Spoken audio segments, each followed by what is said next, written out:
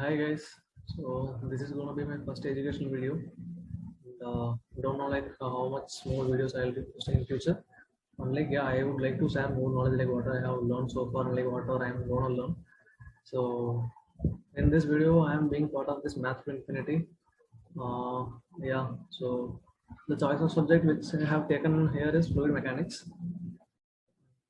In this video, I am not going to completely cover this fluid mechanics. I'll be just covering like what is the name reason behind this, and what is the basic difference between these fluids and solids, and the basic properties of fluids.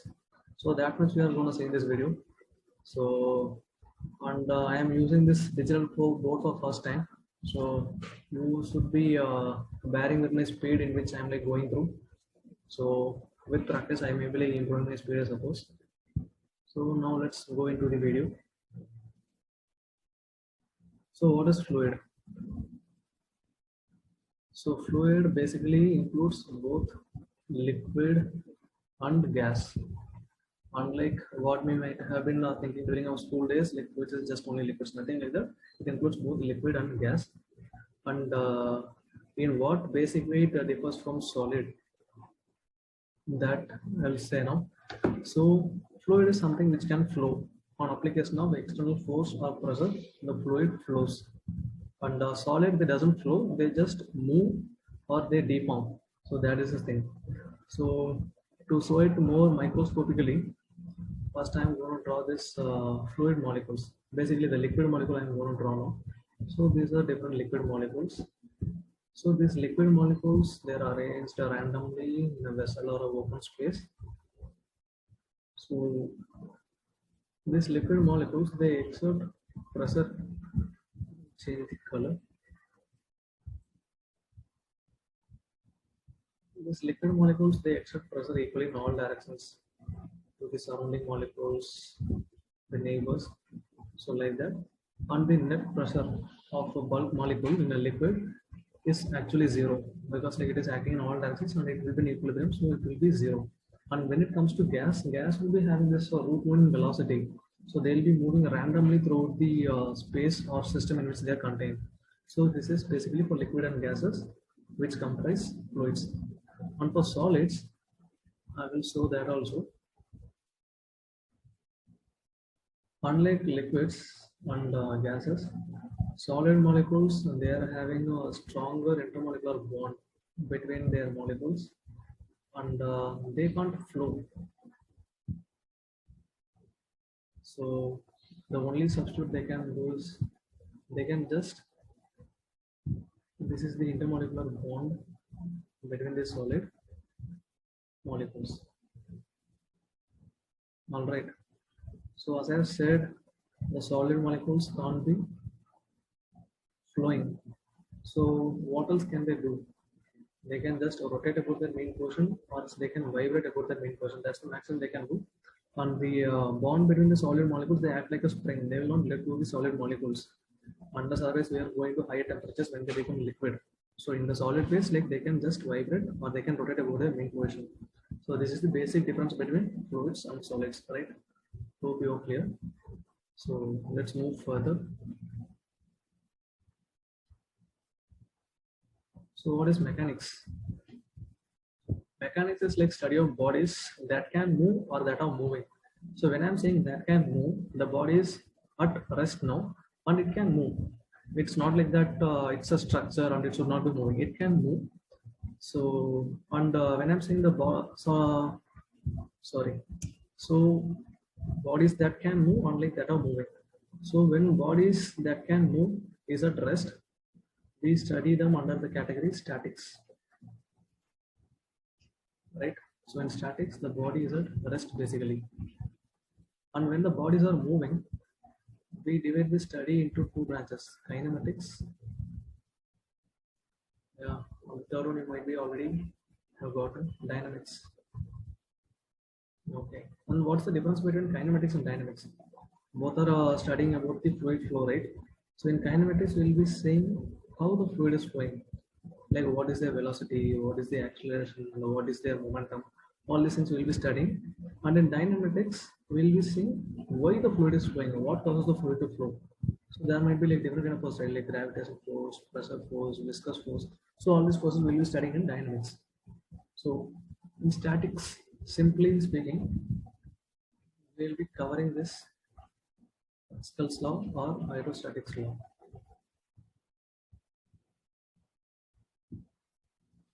Okay.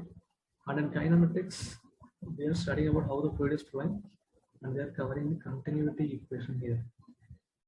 Continuity equation, you might be aware, like rho A B is equal to constant, and Pascal's law, like everyone might be like pressure is equal to rho G H, like that. And in dynamics, it is basically covering all the forces which causes the flow. So Euler's and Bernoulli's equation we'll be covering in dynamics, right? So we'll move further. So now we have covered like what is fluid mechanics and the main reason behind it and the branches of fluid mechanics, right? So okay, Newton's second law of motion. So what does Newton's second law of motion say? So Newton's second law of motion just says that force is directly proportional to rate of change of momentum. And how does this come? We know that force is equal to mass times acceleration. And how can this be written? Mass into the rate of change of velocity, right? And now I'm combining this mass and velocity. I'm writing like this. So nothing wrong, right? So this becomes dp by dt because we know that momentum p is equal to m into v. So F becomes dp by dt. So force is equal to rate of change of momentum. So this is Newton's second law of motion, and this one force equal to mass into acceleration. This is the governing equation for solids basically. All right. And for liquids, we just derive this equation into further. We will be having. I can be writing acceleration like this, right? And this can be written like this. This becomes mass flow rate, and this becomes change of velocity. So mass flow rate can be written as density into discharge into change of velocity. So how am I writing this? Because when I'm saying for this mass flow rate m dot, the unit will be kg per second mass flow rate.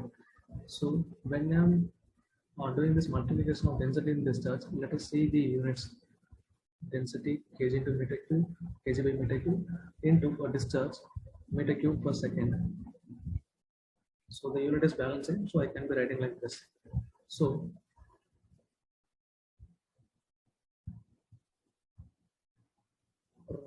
and for q discharge, I can write as area into velocity. How am I writing this? Discharge is meter cube per second, and what is area into v? Meter square. Sorry, meter square into velocity meter per second. So it becomes meter cube per second. So I can write a into v for q. So finally this becomes rho a v squared. So this is the governing equation of force in case of fluids. Okay. So I hope Newton's second law of motion in case of fluids and solids is clear. So we'll move further. Stress, fluid versus solid. Okay. So this is an interesting fact actually. Like for fluids and solids, we are having a different relation between the stress and the force. So first, let me go through the solid. Okay.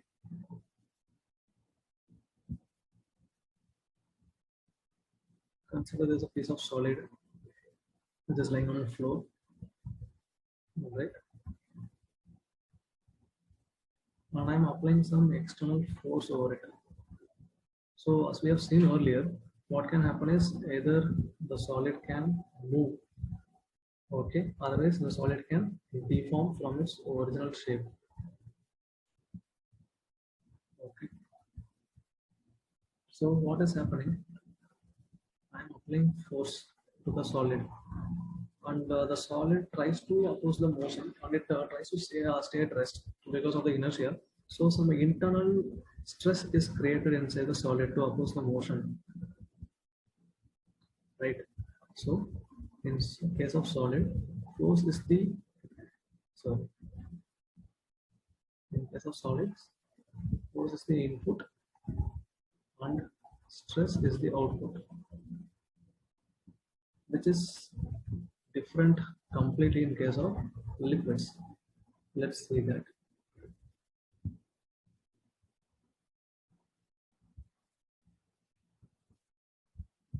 So this is fluid layers, and we know that fluids flow in layers. Okay, so let me show that.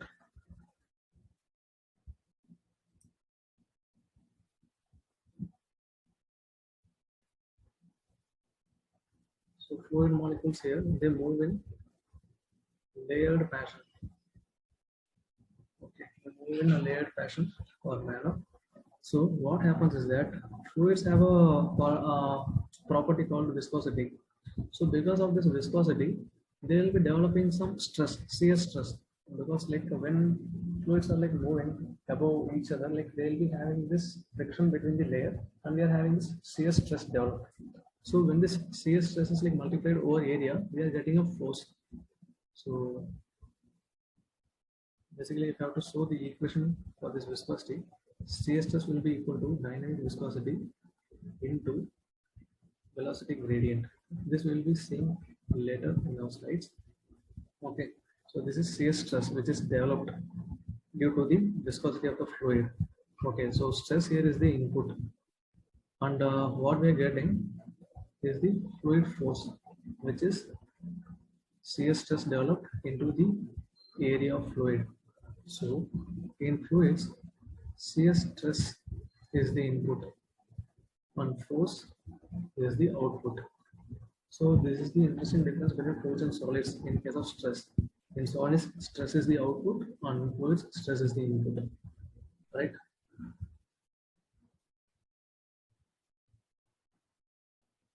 And fluid properties. We are going to see different fluid properties now. So first we will see specific weight.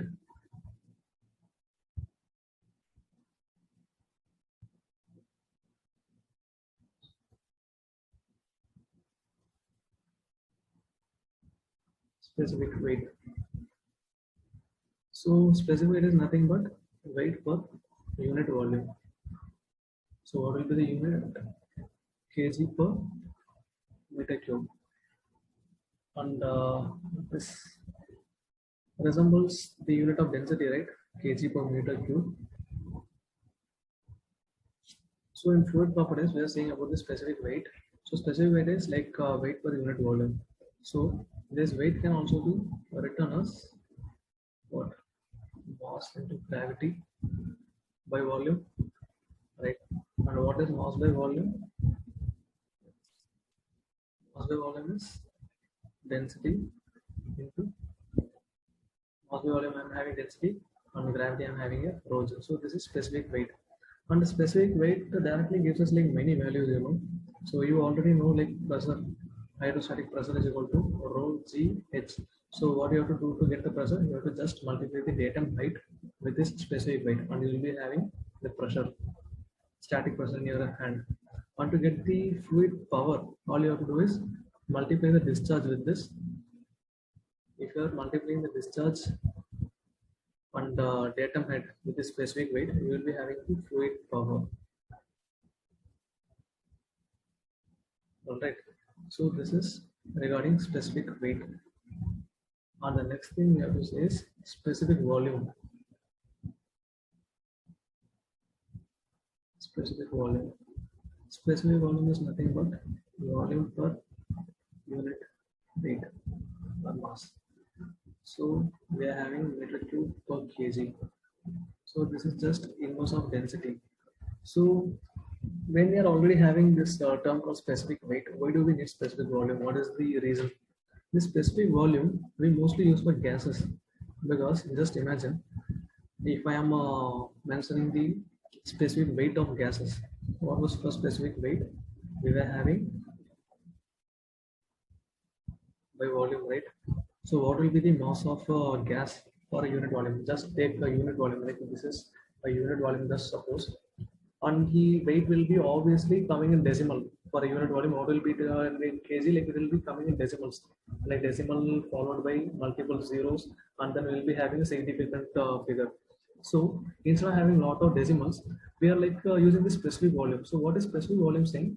So if I'm taking per kg of gas, how much volume is it occupying? So obviously it will be coming in some like whole number, and it will be avoiding decimals, and we will be having an easy figure to see and remember. So that's why we are having this specific volume, right? So specific volume is like basically used to term these gases. And the next thing we are going to see is specific gravity.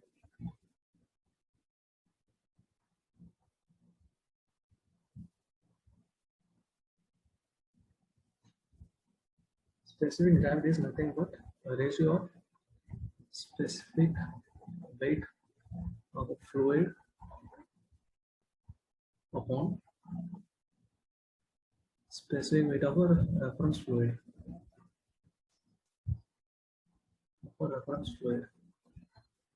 So what is specific weight? We know rho g. Specific weight of a reference fluid.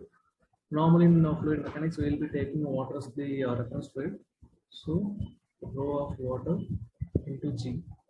Okay. So obviously specific gravity of water will be 1. And what is the importance of specific gravity? With specific gravity, we can say whether the body floats or sink in water. So how is that? Let me show you.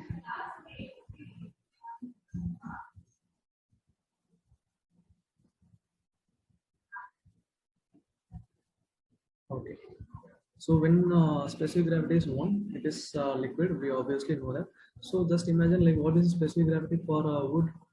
For woods, specific gravity is approximately around 0.7. So 0.7 is lesser than 1, which is the specific gravity of water. So this body will be floating above the water surface. And if the specific gravity is more, in case of mercury, if you take like it is 13.6, is its specific gravity. So the mercury sinks. And for oil, they are floating on the surface of the liquid, or like the surface of the water. So with this, we can make out the specific gravity of the oil is lesser than that of the water. So yeah, so this is the significance of specific gravity. It decides whether the fluid floats or sinks with respect to water or any other reference fluid which we have taken. All right. So these are the basic fluid properties I wanted to cover.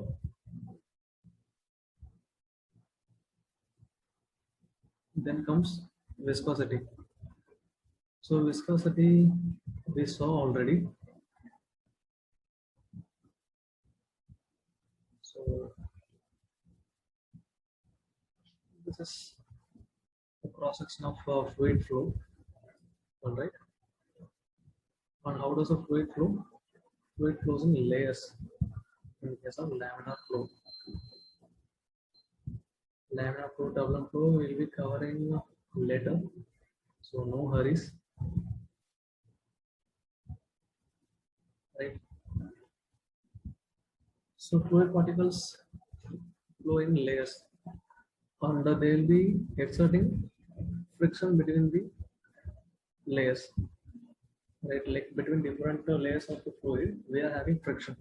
Under that friction causes the shear stress. Like how does this actually happen? You know, like let this be my velocity diagram. So this is the layer. This is the solid layer over which the fluid flows. The lowermost.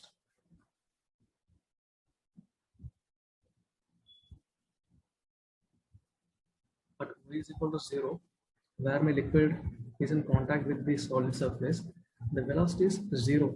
What happens here is, just imagine there is a guy standing over there in the first layer, and he is holding to the solid, and he is unable to move from that place, and his velocity is 0.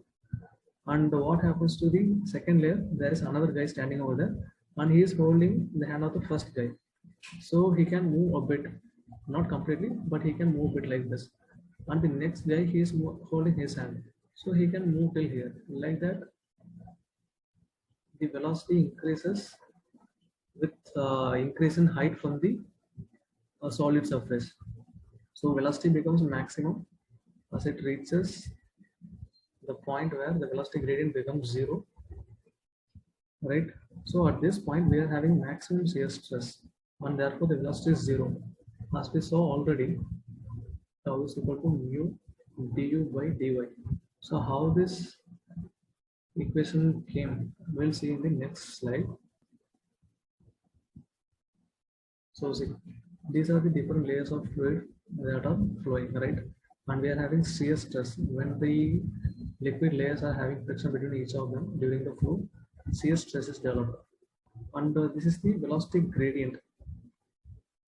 In this layer, if the velocity is u, here it becomes u plus du. So normally the difference becomes du for each height difference dy. So the gradient is du by dy, right? So the shear stress tau becomes directly proportional to this velocity gradient du by dy, right? This is velocity gradient, can also be called as shear strain. And to remove this proportionality constant, we introduce a constant mu du by dy. This mu is nothing but dynamic viscosity.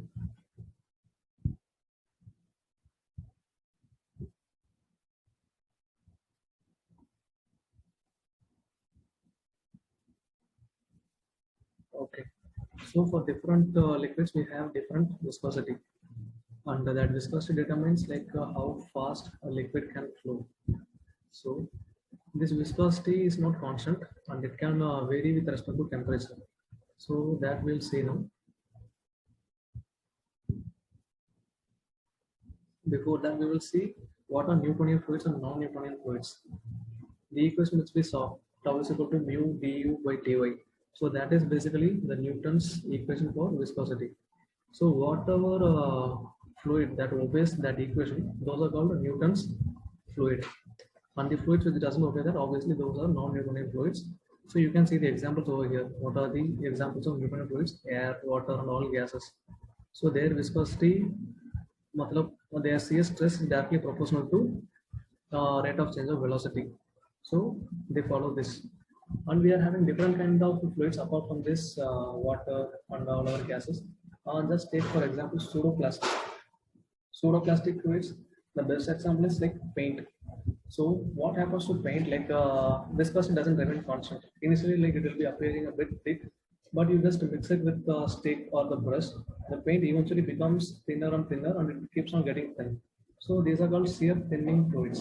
So pseudoplastic, you can see their velocity gradient like keeps on decreasing. Their slope is decreasing through time. Okay, and we are having another fluid called shear thickening fluid or dilatant. Okay, so in dilatant, what happens in shear thickening fluids, like when you are applying some force, their viscosity keeps on increasing. Examples you can take is quicksand and wet beach sand.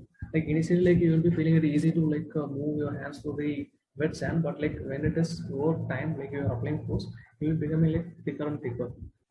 And for pseudoplastic, the best example you can see is also blood. If you have donated blood, you might have seen that the blood which they are collecting, it will be kept in a packet below your level, and like it will be moving like this continuously. It will be moving on like this continuously. It is just to reduce the shear over it and to keep the blood in a good flow condition, in a fluid condition, right? So that's right. On the other categories, apart from this Newtonian fluids, you are seeing here are Bingham plastic. Bingham plastic is basically includes our toothpaste or shower gel, mayonnaise. Like they ideally behave like a solid until otherwise we are applying any external force. So you have to apply external force to make them behave like fluid. Till that time they will be acting like a solid. You just take the paste packet, open the tip, open the mouth, and keep it upside down. It will not be flowing because of gravity. You have to apply some external force for the paste to come out of the mouth. So these come under the category of Bingham plastic, right?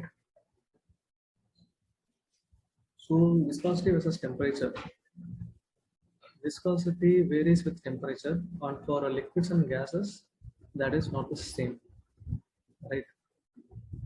For liquids, viscosity is inversely proportional to temperature. And for gases, viscosity is directly proportional to temperature. And why is that? Because the major force governing the liquid is intermolecular attraction.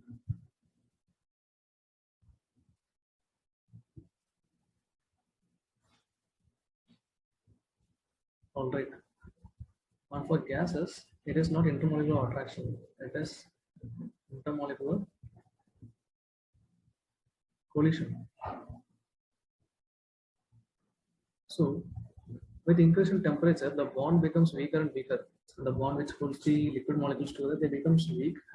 And what happens is that their attraction, the major force, the intermolecular attraction that decreases, and the viscosity eventually decreases.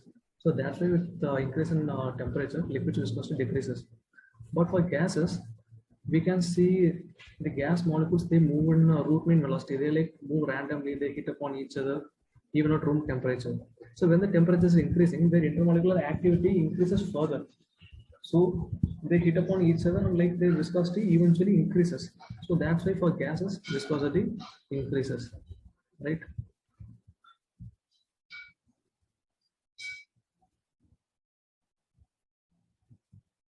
And coefficient of viscosity. So we are having two terms for viscosity here. One we have already seen, dynamic viscosity.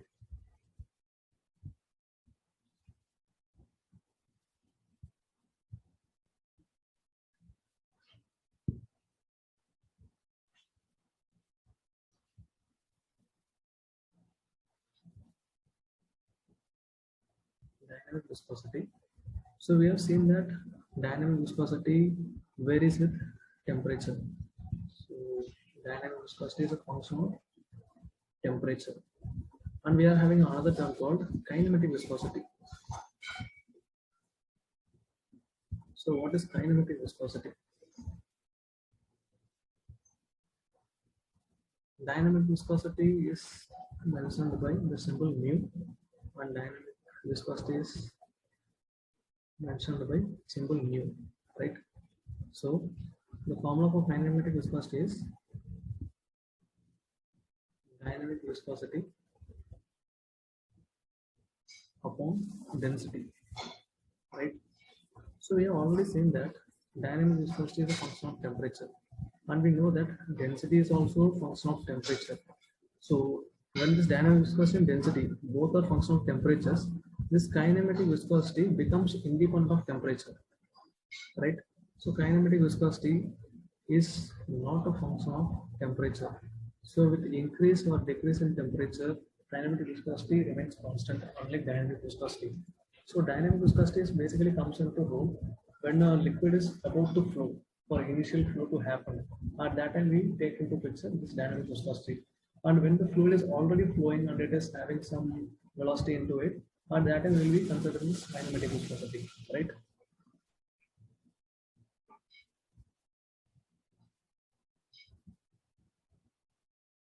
Next is bulk modulus. So there was some Tamil poet named Avaya. So she had said previously, like years before this bulk modulus and compressibility factors were invented or discovered. She said long back, "Avalamuki muhukinum alkadal neer nali mugavada nal nali," which means that you can take any vessel like be bucket or cup, and you try to uh, you take a 1 liter mug. All right. So the maximum capacity the mug can hold is 1 liter. You can't be compressing the liquid more and more so that you can take 2 liters in a 1 liter mug. No, it can never happen. So basically, she is trying to say that liquid is incompressible. So that's what bulk modulus is all about. So what is bulk modulus? Bulk modulus is given by the symbol K, and its formula is change in pressure or pressure applied. So it's pressure applied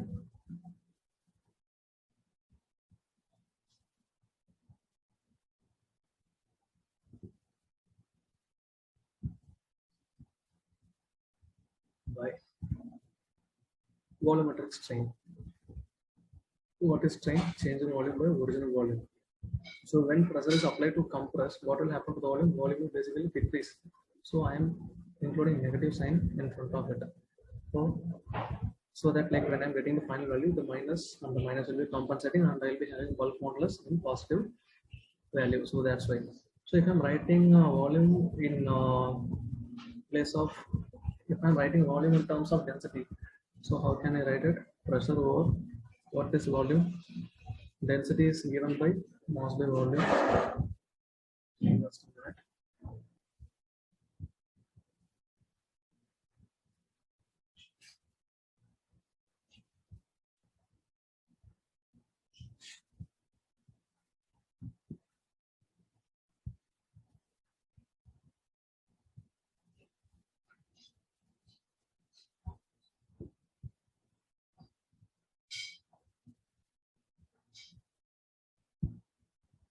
Just a second.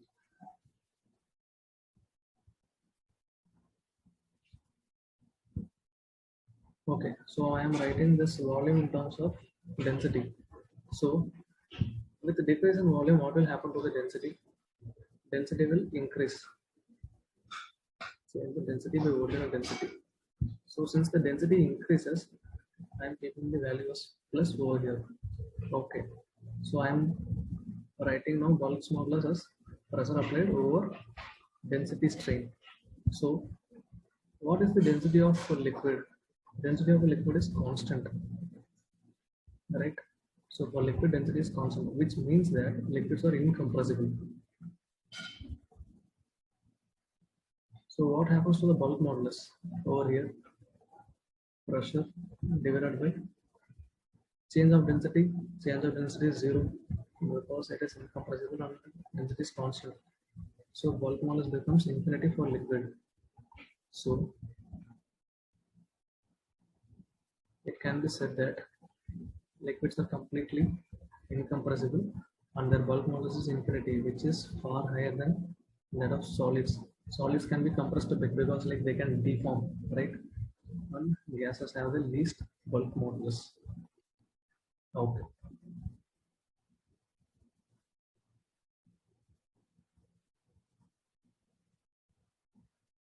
And next phenomenon we are going to see about is surface tension. So what is surface tension?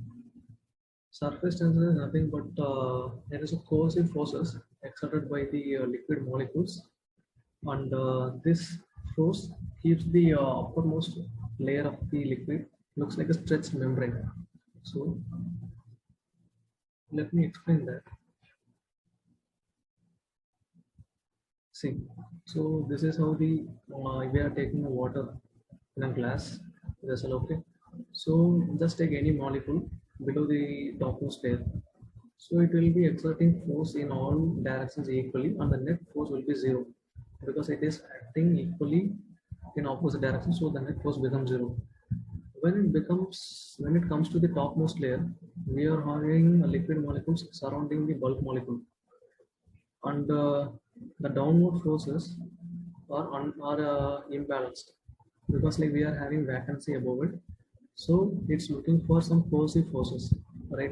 So since there is like no other liquid molecule to stick by, like the resultant forces acting sideways and downwards, so that is what keeping the surface layer of the liquid stretched.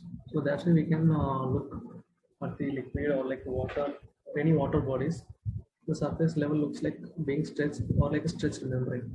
So that is the reason for that. On coercive force and adhesive force we might be knowing.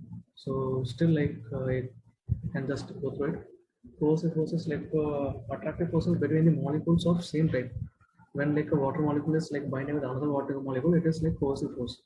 And if water molecule is like sticking to your surface, skin surface, it is like a different molecule and it becomes adhesive. So that's why we have this fabric on all like which is taking different kind of molecules to each other. We are calling it as adhesive. Okay, so we were in surface tension, right? And we were saying about this coercive and adhesive forces. So coercive forces like basically between similar molecules and adhesive forces between dissimilar molecules. If you are taking for example,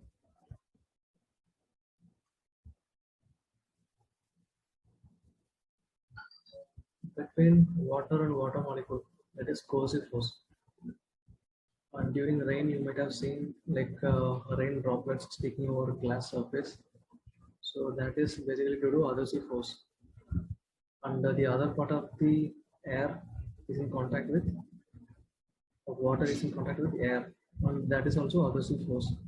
So, uh, how does this surface tension affects the coercive or adhesive properties, and how do we like select different kind of fluids for different applications, and what should be the surface tension of the paint which we apply? Should it be less or should it be more? So we'll see in further slides, right?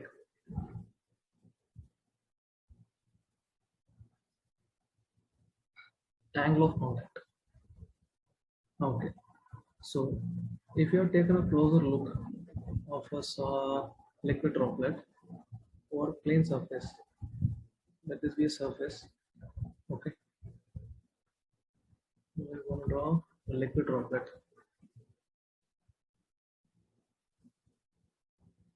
So, it will be somewhat like this, right? So, this portion is called convex meniscus.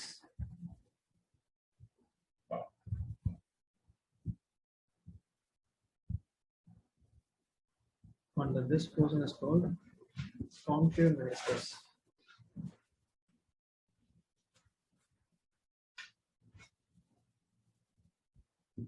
On the angle, you can see like what angle it has made here. Okay, let me erase this.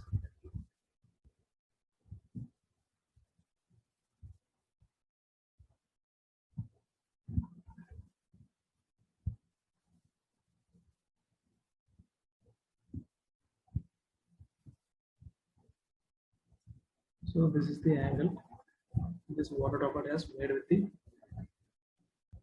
surface of the solid. So this angle is actually acute, which is less than 90 degree, right? So in the same case, in the same surface, I am taking a drop of mercury. So how will the mercury look like? Let me show.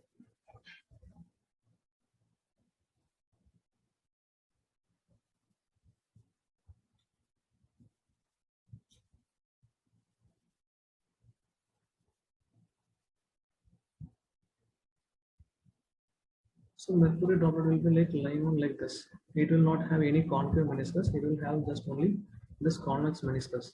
Now, what is the angle of contact? Let me show that. With the surface, it is forming a obtuse angle, right? Say it is forming an obtuse angle. This is greater than 90 degree. So when the angle of contact is like less than 90 degree, the liquid molecule which comes in the angle of contact that wets the surface which is in contact with. And if the angle of contact is more than 90 degree or if it is obtuse, it doesn't wet the surface.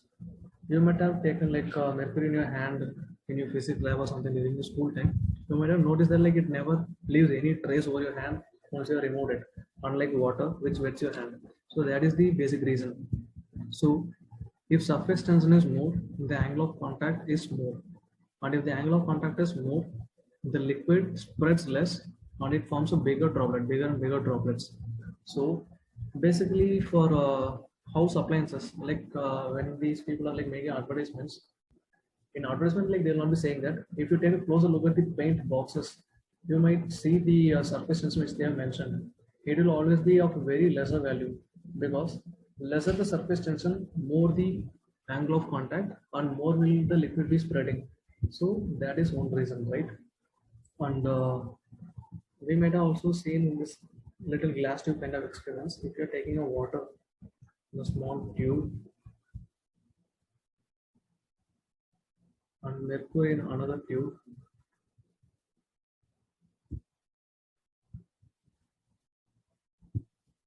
water will be forming like this. And we know this is the angle of contact.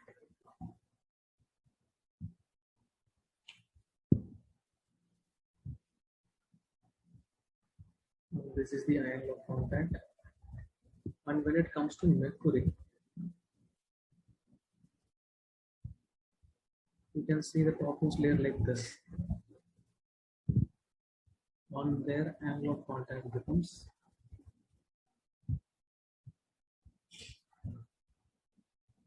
obtuse, as we have seen already. And this is their angle of contact. So this is the reason basically why the water is forming like this and mercury is forming like this. And to go deeper, the coercive and adhesive forces varies with surface tension. More the surface tension, greater is the coercive force. So we have seen that for mercury, the surface tension is more. So the coercive force between mercury molecule is greater than that of the adhesive force. So that's why the mercury molecules are sticking to each other instead of sticking to glass. They are resisting to stick to the glass surface. So that is the reason their coercive force is greater than that of the adhesive force. But when it comes to liquid,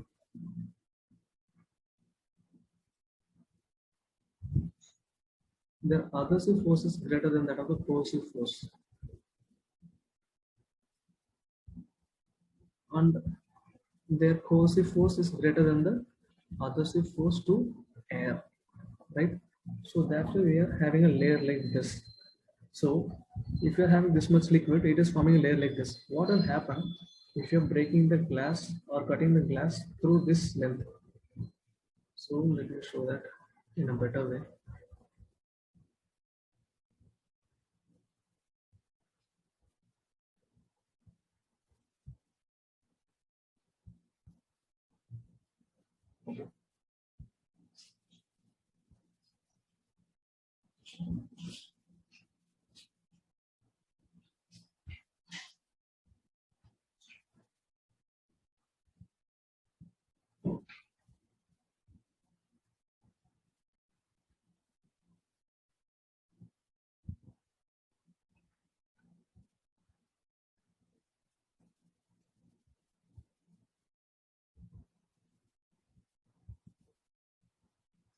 Initially, I had a tube where water was filled till this level. When I'm cutting the level till here, what will happen? Will the water be forming like this at the topmost layer at the edge of the tube? No, it will be forming like this. The reason is that water molecules coercive forces greater than that of the adhesive force with air. So till the glass, it has like stick to the glass, and when it comes to air, like the water's coercive force is greater than that of the air.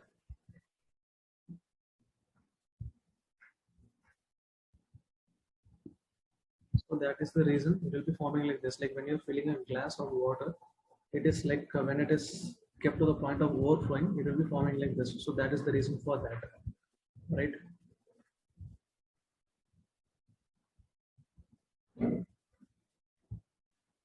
So sigma is for surface tension and the significance of surface tension. So this is actually a word fund, nothing much to think about it. So as I have already said, for paints, I have said already. Under the same with the case of lubricants, the lubricants which we use in our bike or car, they should be having lesser surface tension because so that they can spread easily and they can wet the surface and they can lubricate properly. And these days, like we are using the sanitizers also, obviously their surface tension has also to be very less. Otherwise, like they'll not be like spreading evenly throughout your hand and like it will be of no use. So their surface tension is also less. So whatever thing like you can say liquid detergent which you use in washing machine, so they will also be having a very less surface tension so that they can spread more. So this is the significance of surface tension, right?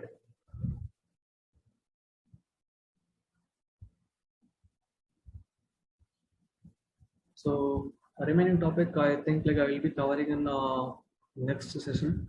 So I am finishing with this. Hope like I have brushed up your basics, and still there are like a lot more to cover. We'll cover in the forthcoming sessions. Thanks for your time. Yeah, bye.